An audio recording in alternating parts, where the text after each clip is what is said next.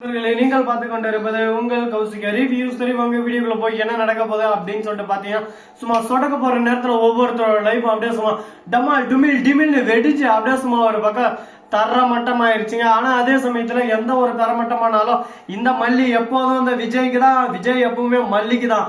சண்டல இந்த ரேணுகாவது சுடரியாவது அடிச்சு ஓரம் தட்டிட்டு போயிட்டே இருப்போம். பாத்துக்க, நம்ம ரூட்ல யாரும் குறுக்க வரக்கூடாது. குறுக்க வந்துட்டீங்க அப்படியே சும்மா வர்ற ஸ்பீட்ல தூக்கிட்டு போயிட்டே வந்துருவாங்க அப்படின்னு சொல்லிட்டு நம்ம விஜய் ஒரு பக்கம் பஞ்சு டைலாக் அடிக்க வைக்கிறாருங்க. அடடா விஜய் என்ன திடீர்னு மாற்றம், இந்த மாற்றத்துக்கு என்ன காரணம் அப்படின்னு சொல்லிட்டு காதல்ன்றது எப்பவுமே யார் வாழ்க்கையில எந்த சமயத்துல வரும்னு தெரியாது. ஆனா வந்தா அப்படியே சும்மா பூத்து குழுங்கிட்டு போயிட்டே இருக்கும். அது போலதான் நம்ம விஜய் வாழ்க்கையில நம்ம மல்லி வந்தாங்க. இப்ப மல்லிய ஒரே அடியா சரிக்கணும்னு சொல்லிட்டு கதிரேசன் மாதிரி பக்கம் ராஜேஸ்வரி ரஞ்சிதா இவங்க எல்லாம் சேர்ந்து ஒரு பக்கம் சதி வேலைகள் சதி திட்டங்கள் பண்ணிருக்காங்க. இவங்களோட சதி திட்டங்கள் சதி வேலைகள் எல்லாமே சும்மா தவிடு பொடி மாதிரி ஆகிட்டா அப்படின்றதுக்குள்ள நம்ம விஜய் அந்த இடத்துல மல்லியை கல்யாணம் பண்ணிக்க போறாருங்க. திரும்ப ஏண்டா அப்படின்னு சொல்லிட்டு பாத்தீங்கன்னா, கரெக்டா இப்ப நம்ம ரேணுகாவை கல்யாணம் பண்ண ஸ்டேஜ்ல தாலி எடுத்து வச்சுன்னு இருக்காரு. அந்த சமயத்துல நம்ம மல்லியை அந்த இடத்துல உட்கார வச்சு மல்லிக்கு தாலியை கட்டுறாங்க. அதை பார்த்து நம்ம வெண்பா சந்தோஷப்படுறாங்க. ஆனா அதே சமயத்துல அப்படியே சும்மா அதை பார்த்து ஒருத்தர் கதறி ஒவ்வொன்னு ஒப்பாரி வச்சுன்னு இருக்காங்க. அது யாருன்னு சொல்லிட்டு உங்களுக்கு என்ன தெரிஞ்சுட்டு இருக்கும். வேற யாரு அந்த சுடரி தாங்க. சுடரியை பார்த்துட்டு அப்படியே சும்மா விஜய் மாமா என்னை விட்டு போகாத மாமா, எனக்கு கஷ்டமாக்குது மாமா அப்படின்னு சொல்லிட்டு பர்ஃபார்மன்ஸ் மேல பர்ஃபார்மன்ஸ் பண்ணாங்க. நடிக்காதடி, நீ யாருன்னு எனக்கு தெரியும், நான் யாருன்னு ஊருக்கே தெரியும், நாம ரெண்டு பேரும் யாருன்னு உலகத்துக்கே தெரியும். அதனால நம்ம கிட்ட அந்த பர்ஃபார்மன்ஸ் எல்லாம் வேணாம், சரியா? உன் பாட்டுக்கு நீ உன் பாதையில போயிட்டு இருக்கு. உனக்கு என்ன தேவை? காசு, பணம், துட்டு, மணி எல்லாம் ஒண்ணுதான். இது எல்லாமே தானே உனக்கு தேவை. இதுக்காக நீ எந்த எல்லைக்கும் போவ, என்ன வேணாலும் பண்ணுன்றது எனக்கு தெரியும். அதனால கதிரேசன் கிட்ட காசை எந்த அளவுக்கு சுருட்ட முடியுமோ சுருட்டுன்னு உன் பொலவா பார்த்து நீ போயிரு. தேவையில்லாம எங்க வாழ்க்கைக்குள்ள வந்து என்னையும் மல்லியை பிரிக்கலாம் நினைச்ச மவளை, நீ வந்தது இல்ல, இருந்த இடம் இல்லாம பண்றோம். பாத்துக்க, ஆல்ரெடி என் மல்லிய தீத்து கட்ட பார்த்திருக்கீங்க. அப்படிப்பட்ட உங்களை நான் சும்மா விட்டு வைக்கணும்னா இல்ல, சும்மா விட்டு வைக்க நான் சொல்லுங்க பார்க்கலாம். எதுக்கு நான் சும்மா விட்டு வச்சிருக்கேன்? காரணம் எல்லாமே விட்டு வச்சிருக்கேன். எல்லாருமே ஒரு பக்கம் பொறுத்தார் பூமி ஆழ்வார், அதனால நான் பொறுத்துன்னு இருக்கேன். என்னைக்கு என் பொறுமைக்கு ஒரு எல்லாம் வந்து எல்லாரையும் அப்படியே சும்மா அகல பாதாளத்துல தள்ளி மொத்தமா மூடிடுவோம் பாத்துக்க அப்படின்னு சொல்லிட்டு சொல்ல, இதுக்கு பதிலே இல்லாம ஒரு பக்கம் முழிக்கிறான் ஒரு பக்கம் நம்ம ரேணுகா. அதே சமயத்துல திடீர்னு நம்ம கதிரேசன் வந்து என் பொண்ணா விட்டுட்டா, நோத்தி கழுத்துல தாலையை கட்டி விடா நீ. ஆனா எப்பயும் கட்டிட்டா, அதெல்லாம் எனக்கு தெரியாதா? இப்ப என் பொண்ணு தானே இருக்கா, என் பொண்ணு கழுத்துல தானே தாலையை கட்டின. நீ என்ன சொன்னாலும் நான் ஏத்துக்க மாட்டேன், நான் என்ன சொன்னாலும் நீ ஏத்துதான் ஆகணும்.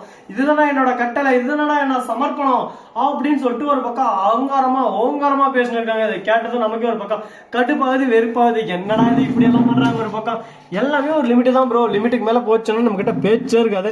ஆனா இவங்க பண்றதெல்லாம் பார்த்தா ஒரு பக்கம் இரிட்டேட் தான் ஆகுது. சரி இருக்கட்டும், எல்லாமே நல்லதுக்கு தான். காலம் ஒரு நாள் பதில் சொல்லுன்னு சொல்லிட்டு சொல்லுவாங்கல்ல, அதுக்கேற்ற மாதிரி காலம் பதில் சொல்லும் அப்படின்னு சொல்லிட்டு நாமளும் ஒரு பக்கம் வெயிட் பண்ணி தான் ஆகணும். எந்த ஒரு விஷயமா இருந்தாலும் காத்திருந்தா ஒரு சுவாரஸ்யமே அதிகமாகுங்க. அதை விட்டுட்டு நம்ம எடுத்தோம் கவுத்தோம்னு சொல்லிட்டு செஞ்சோம்னா நம்ம வாழ்க்கையில எது ஒண்ணுமே நிரந்தரமா இருக்காது. அதுக்கு எடுத்துக்காட்டு யாருன்னு சொல்லிட்டு பார்த்தீங்கன்னா நம்ம ரேணுகா தான். ரேணுகா வந்து தான் வாழ்க்கையில விஜய் ஏத்துக்கணும், விஜய் கூட சேர்ந்து வாழணும்னு சொல்லிட்டு ஆசைப்பட்டாங்க. ஆசைப்பட்டது தப்பே இல்லைங்க. ஏன்னா ஆசைப்படுறதுக்கு எல்லாருக்கும் உரிமை இருக்கு. ஆனா அந்த ஆசைப்படுறாங்களே அந்த விஷயம் அவங்களுக்கு ஆப்போசிட்ல இருக்கிறவங்களுக்கு ஓகேவா அப்படின்னு சொல்லிட்டு நம்ம யோசிக்கணும். அதை விட்டு நம்ம மனசுக்கு பிடிச்சிருக்குன்னு சொல்லிட்டு நாம எல்லாத்துக்கும் சம்மதம் சொல்லலாம், தப்பு இல்லை. ஆனா அதுல இன்னொருத்தர் சம்மந்தம் பண்ற போது அவங்களோட விருப்பம் கண்டிப்பா இருக்கணும், இருந்தே ஆகணும். அவங்களோட விருப்பம் இல்லாம நம்ம விருப்பத்துக்கு நம்ம ஏத்த மாதிரி பண்றதுக்கு பேரு காதல் இல்லைங்க, அது வியாபாரம். பணம் கொடுத்து பணம் வாங்குதல், பரிமாற்றம் அப்படின்னு சொல்லிட்டு தான் சொல்லுவாங்க. அது போலதான் இந்த இடத்துல நடந்துட்டு இருக்குங்க. நம்ம விஜய் உயிருக்கு உயிரை காதலிக்கிறது நம்ம மல்லியை அவங்க அன்பு அப்படியே சும்மா ஷேர் பண்ணிட்டு இருக்காங்க. அப்படிப்பட்ட இவங்களுக்குள்ள நம்ம வந்து நம்மளோட தேவையில்லாத விஷயத்தெல்லாம் விதைக்க பார்த்தோம்னா அது நல்லா இருக்குமா சொல்லுங்க பார்க்கலாம். அது எல்லாமே வாய்ப்பில்லை ரசா, வாய்ப்பில்லை அப்படின்ற மாதிரிதான் ஒரு பக்கம் போகும்.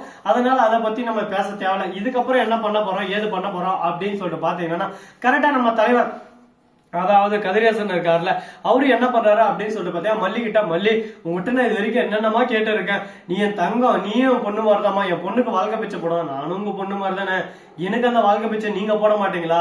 மற்றவங்களுக்கு வாழ்க்கை பிச்சை கேட்குறீங்க, உங்க பொண்ணு எனக்காக நீங்க எதுவும் செய்ய மாட்டீங்களா?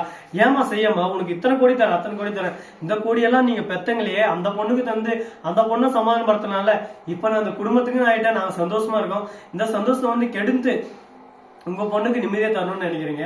ஆனா நிம்மதியா இருக்கிற எனக்கு சந்தோஷத்தை கொடுக்கணும்னு சொல்லிட்டு யாரும் எதிர்பார்க்கல அப்படின்னு சொல்லிட்டு சொன்னதான் எதுவுமே பேசவும் முடியாம சொல்லவும் முடியாத பக்கம் நான் பண்ண தப்புதான், என்ன மன்னிச்சிரு.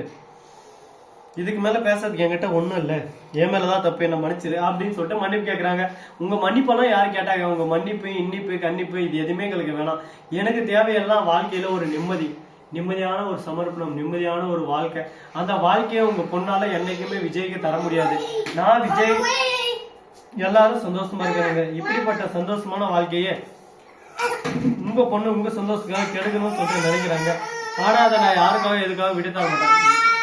ஏன் இந்த மாதிரி தான் ஒரு பக்கம் பிரச்சனை எல்லாம் போயின்னு இருக்கு. இந்த மாதிரி எந்த ஒரு பிரச்சனையா இருந்தாலும் பொறுமையா நம்ம ஹேண்டில் பண்ணா எல்லாமே ஒரு பக்கம் வெற்றியில அடையும். இவ்வளவு நேரம் ஆனாலும் சரி, பொறுமை தாங்க எல்லாமே. பொறுமை இல்லாம நம்ம கோவப்படுறதுனால நாம ஒரு பக்கம் மென்டலி டிஸ்டர்ப் ஆகாம நம்மளோட ரியல் கேரக்டர் அந்த இடத்துல நம்ம மறந்துடுவோம். நம்மளோட ரியல் கேரக்டர் அந்த இடத்துலயே இருக்காது. ஃபேக்கான ஒரு உருவம் தான் நம்ம இருப்போம். அதனால எந்த அளவுக்கு முடியுமோ அந்த அளவுக்கு நிதானம் தாங்க வாழ்க்கையில எல்லாமே. நிதானம் இருந்தா வாழ்க்கையில நீங்க எங்கேயோ போலாம், எப்படியோ சாதிக்கலாம் அப்படின்ற விஷயத்த கண்டிப்பா நம்ம சொல்லிடலாம். அந்த நிதானம் எங்கெங்க கொண்டு போகும், அதுக்குன்னு எல்லாம் ஒரு எல்லை இருக்கு. அந்த எல்லாத்துக்கு மேல போனா நிதானத்தை பாரு, அவர் கொட்டியா பாரு அப்படின்ற மாதிரி தான் ஒரு பக்கம் போயணும். இந்த வீடியோ பிடிச்சிருந்தா லைக் பண்ணுங்க, கமெண்ட் பண்ணுங்க, ஷேர் பண்ணுங்க, டிண்டிங் மேல தட்டி விட்டு போங்க. அப்பதான் நான் போற அடுத்த வீடியோ உங்களுக்கு கூட நோட்டிபிகேஷன் வந்து கொண்டே இருக்கும். மிக்க நன்றி. தேங்க்ஸ் ஃபார் வாட்சிங். Tata, see you. நன்றி, வணக்கம், வந்தனம், வருக, தருக.